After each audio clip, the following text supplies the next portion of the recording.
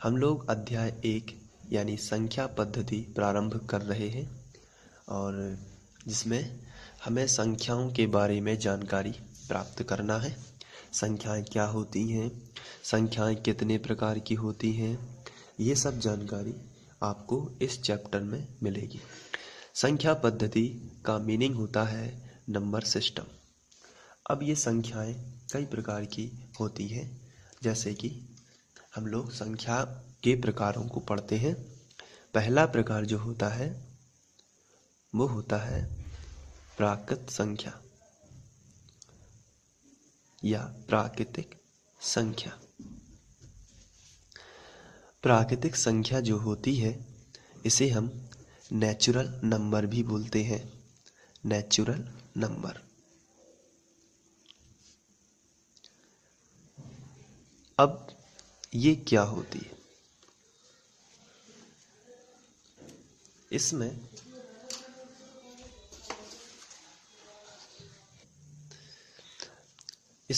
हम लोग जो गिनती शुरू होती है या गिनती में जो प्रयोग आती है संख्या, उसे ही हम प्राकृतिक संख्या कहते हैं। यानी कि जो संख्या 1 से शुरू होती है, यहाँ से 1, 2, 3, 4 और ये अनंत तक जाती है, यानी कि जहाँ तक भी गिनती हो वहाँ तक ये जाती है। तो ऐसी संख्याएं जो होती हैं उसे हम प्राकृतिक संख्या नेचुरल नंबर बोलते हैं। तो जो गिनती में प्रयुक्त होती हैं या जो 1 से शुरू होती हैं उन्हें हम प्राकृतिक संख्या कहते हैं। बिल्कुल ही सिंपल है। और इन्हें धन पूर्ण संख्याएं भी बोलते हैं, ये आपको याद रखना है। इन्हें धन पूर्ण संख्याएं भी बोलते हैं।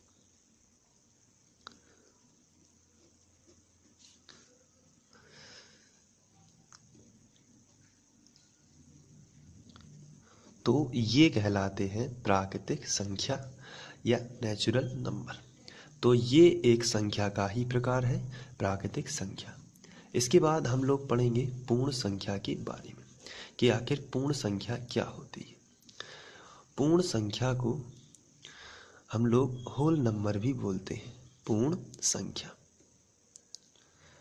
इसको हम लोग होल नंबर भी बोलते हैं। Whole number. तो ये जो कि पूर्ण लिखा है, पूर्ण का मतलब होता है पूरी संख्या, यानी कि जीरो भी उसमें शामिल किया जाता है। तो पूर्ण संख्या जो होती है, ऐसी संख्याएं जो जीरो से प्रारंभ होती हैं, जो जीरो से प्रारंभ होती हैं, इसका मीनिंग ये होता है, हम लोग प्राकृतिक संख्या तो जानते हैं जो 1 से शुरू होती हैं, लेकिन इसमें हम जीरो और जोड़ देते हैं। तो 0, 1, 2, 3 और फिर ये अनंत तक, जहाँ तक भी गिनती है ये वहाँ तक चली जाएंगी। तो ये कहलाती है पूर्ण संख्या। पूर्ण संख्या मीन्स होल नंबर और that is start 0 from infinity. इसके बाद हम लोग बात करेंगे वास्तविक संख्याएं। तो जो वास्तविक संख्याएं होती हैं, हम लोग बात करने वाले हैं वास्तविक संख्याओं की। वास्तविक संख्या, और इन्हें इंग्लिश में बोलते हैं रियल नंबर। वास्तविक संख्याएं या रियल नंबर। Real number. ये वास्तविक संख्याएं जो होती हैं ये 2 प्रकार की होती है। तो इसके बारे में डिस्कशन करते हैं। वास्तविक संख्याएं, हम इन्हें रियल नंबर भी बोलते हैं। और वास्तविक संख्याएं जो होती हैं ये 2 प्रकार की होती हैं। और इन्हें हम, पहला प्रकार जो होता है इन्हें हम बोलते हैं परिमेय संख्याएं। परिमेय संख्याएं। और जो दूसरा प्रकार होता है उन्हें हम बोलते हैं अपरिमेय संख्याएं।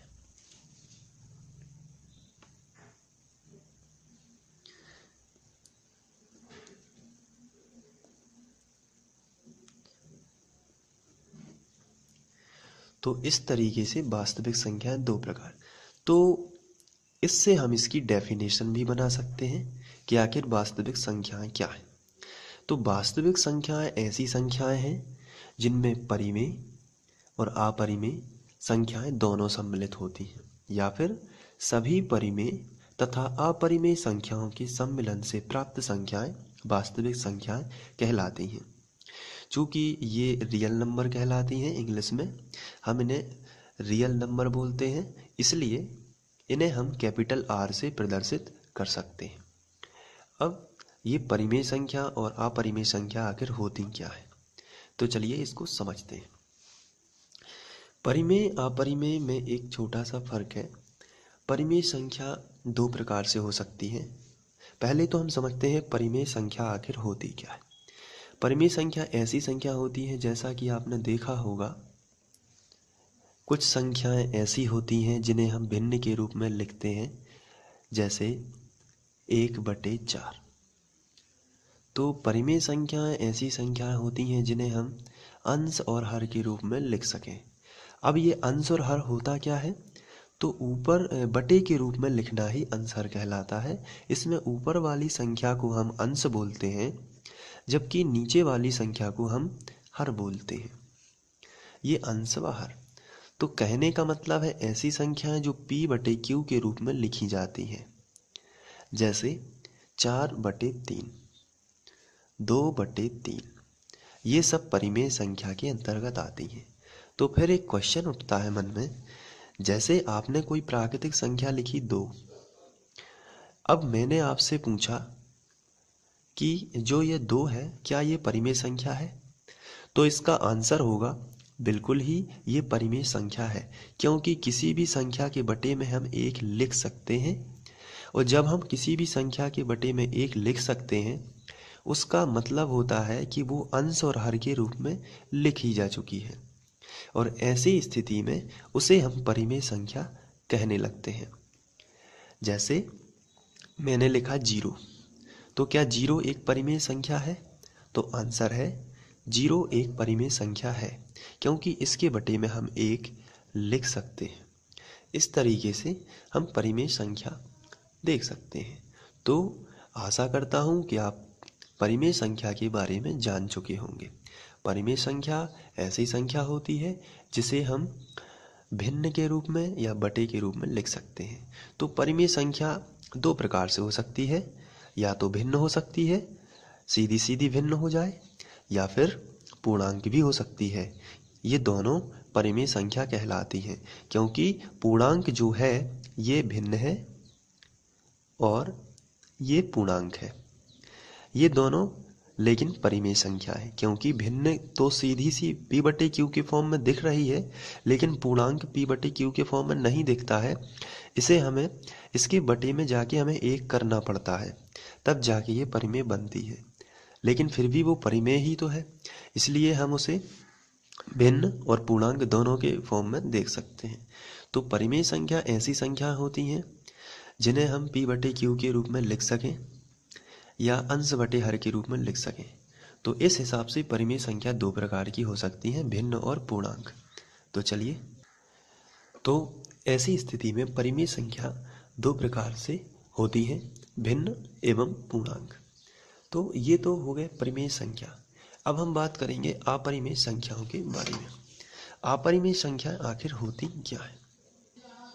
अपरिमेय संख्याओं के बारे में जानकारी प्राप्त करने के लिए हमें पहले ये देखना होगा, जैसे हमारे पास कोई संख्या लिखी है 3.1, तो जब मैं आपसे कहूँगा कि इसको परिमेय संख्या बनाइए, यानी कि 3.1 को p/q के रूप में व्यक्त कीजिए, p/q के रूप में व्यक्त कीजिए, तो आप कहेंगे कि इसको हमें p/q के रूप में व्यक्त करना है, तो आप लिखेंगे 31/10, क्योंकि जब हम p/q के रूप में व्यक्त करते हैं तो दशमलव का माना जाता है 1, और दशमलव के बाद जितनी संख्या उतने जीरो बढ़ाते हैं।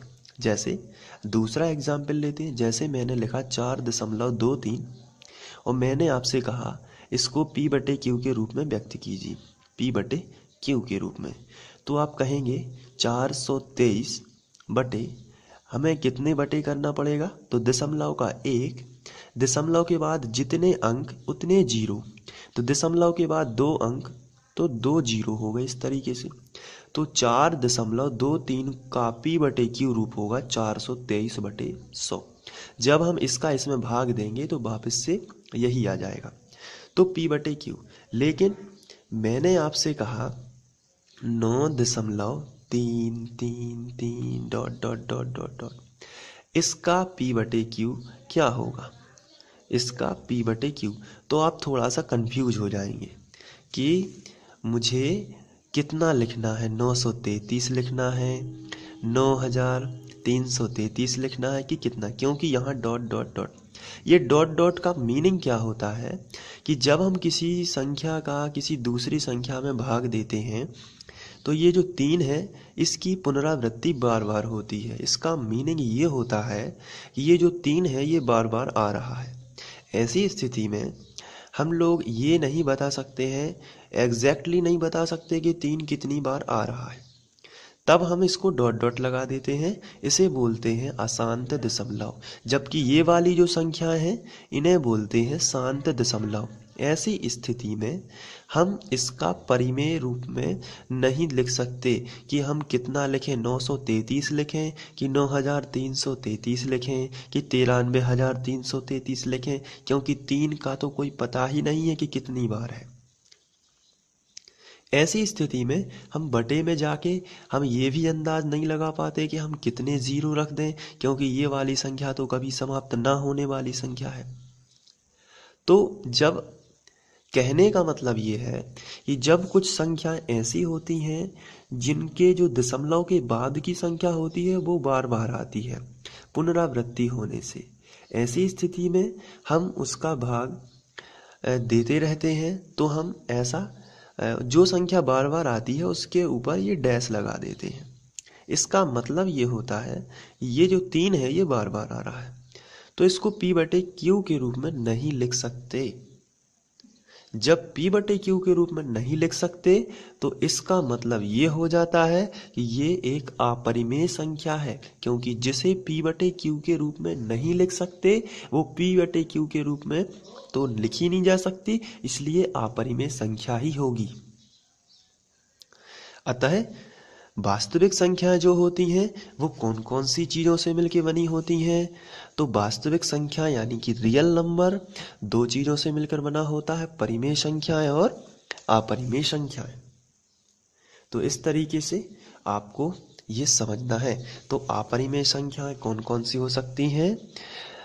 अपरिमेय संख्या जैसे आपने पढ़ा होगा कि करनी 2 जो है उसका मान 1.414 और ये बढ़ता ही जाता है।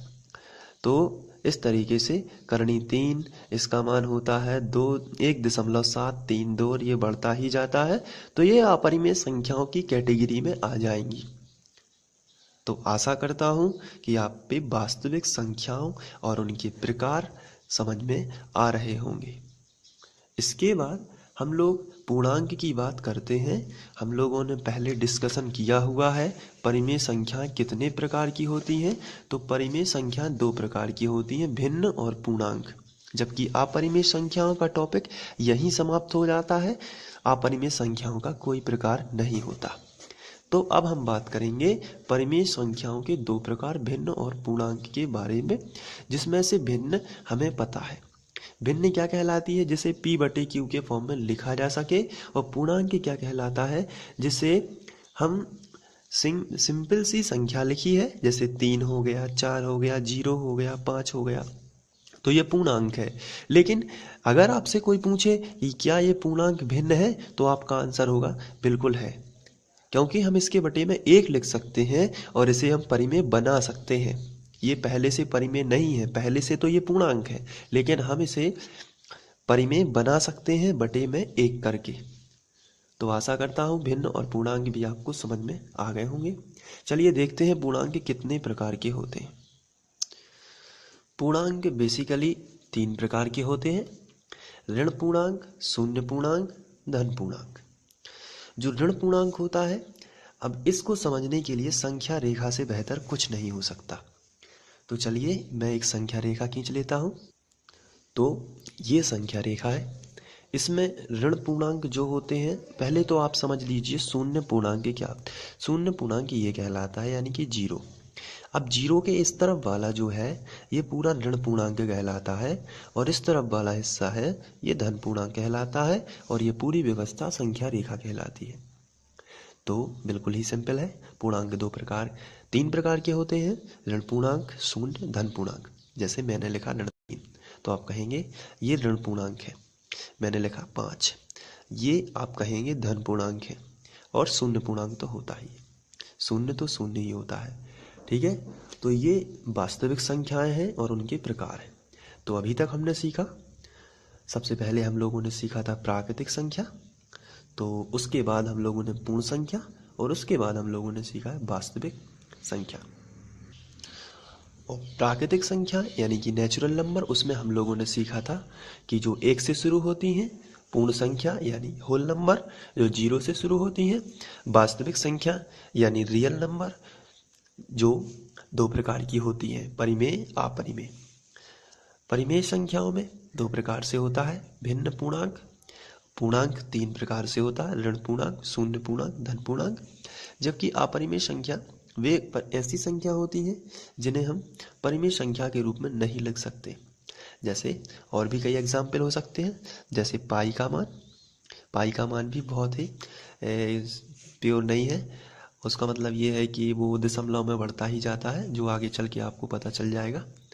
तो इस तरीके से आप संख्याओं के बारे में जानकारी प्राप्त कर सकते हैं। इसके बाद आगे बढ़ते हैं और बात करेंगे हम लोग सम संख्या की। सम संख्या जिसे इवन नंबर भी बोलते हैं। तो वे संख्याएं जो 2 से पूर्णतः विभाजित हो जाती हैं सम संख्याएं कहलाती हैं। इसे समुच्चय को ई से व्यक्त करते हैं, क्योंकि जो सम संख्या होती है वो ई से स्टार्ट है। अब आप कुछ लोग सम संख्या जानते होंगे कि क्या कहलाती है, पिछली क्लासों में आपने पढ़ा होगा। सम संख्याएं जो 2 से विभाजित होती हैं, जैसे 2, 4, 6, 8, 10, 12, ये पूरे सम संख्या हैं, क्योंकि सभी में 2 का भाग चला जाता है। तो सम संख्या ऐसी संख्या कहलाती हैं जो 2 से पूर्णतः विभाजित हो। तो ये बहुत ही सिंपल है। इसके बाद हम लोग बात करेंगे विषम संख्या की। विषम संख्या, इसे हम ऑड नंबर भी बोलते हैं। तो ये सम संख्या के बिल्कुल विपरीत होती हैं। मतलब ये है कि इसमें 2 से भाग नहीं जाए, पूर्णतः विभाजित नहीं होती। वे संख्याएं जो 2 से पूर्णतः विभाजित नहीं होती विषम संख्याएं कहलाती हैं। इनके समुच्चय को 0 से व्यक्त करते हैं, यानी कि ओ से व्यक्त करते हैं। तो जैसे 1, 3, 5, 7 आदि। तो ये सभी विषम संख्या के अंतर्गत आती हैं। तो सम संख्या और विषम संख्या आप समझ गए होंगे। अब हम लोग बात करेंगे आगे कौन सी संख्या है।